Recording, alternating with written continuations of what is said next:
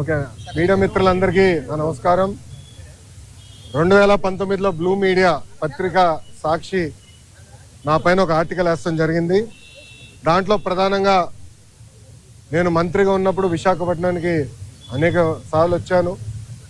లాంజ్లో నా పైన దాదాపు 25 లక్షల రూపాయలు ఆనాటి తెలుగుదేశం పార్టీ ప్రభుత్వం ఖర్చు పెట్టిందనే వార్త వేస్తాం జరిగింది. అప్పుడే నేను లీగల్ నోటీస్ కూడా జారీ చేశాను. మీరు క్షమాపణ చెప్పాలి, నేను ఎక్కడ ఆధారాలు లేవు, రాజ్యాంగం చాలా స్పష్టంగా ఆధారాలతో ప్రింట్ చేయాలి అని చెప్తుంది. అంతేగాని ఆధారాలు లేకుండా ప్రింట్ చేస్తే అది డిఫమేటరీ నేచర్ అని చాలా స్పష్టంగా చెప్తుంది.